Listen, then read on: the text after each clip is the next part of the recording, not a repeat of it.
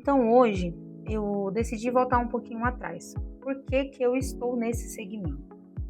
Então eu comecei a olhar para mim. O que me ajudou a transformar o meu pensamento, que mudou a minha vida, para que eu saísse lá de uma pequena cidade, com condições bem precárias e me tornasse, tivesse coragem de me tornar empresária. Então surgiu essa ideia. Então eu lembrei que quando eu comecei lá atrás eu fazia consórcio.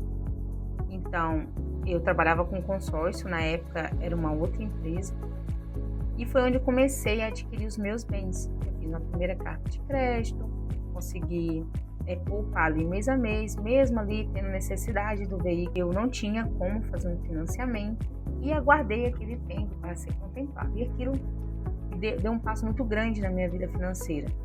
E eu comecei a ver os resultados fazendo esse tipo de planejamento para compra. Em vez de pagar os juros, mesmo com financiamento muito fácil na época, eu optei por pagar uma carta de crédito. E a partir daí eu fui mudando a minha condição financeira, tendo uma vida mais confortável. Não pagava tantos juros, então eu conseguia comprar mais, porque eu comprava um bem. Então, em vez de pagar dois, eu pagava somente um. E aí, eu pensei, falei, cara, isso me ajudou tanto. E tem tanta gente que precisa, que trabalha a vida inteira e não consegue, né, se planejar, não tem essa consciência. Fica esperando o melhor momento.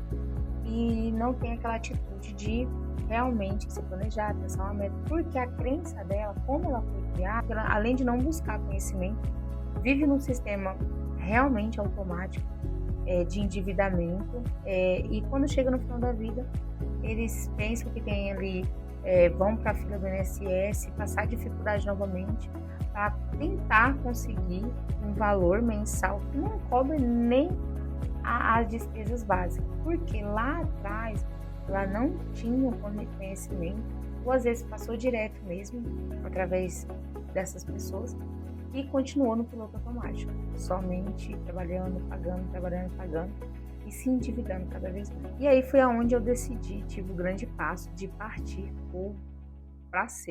partir para esse caminho, que é ser representante comercial.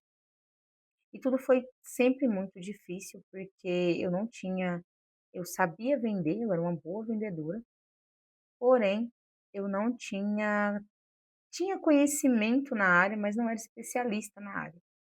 E eu descobri isso através de um grande gestor, de uma dessas representações, que me mostrou que eu vendia, mas eu não era especialista no negócio.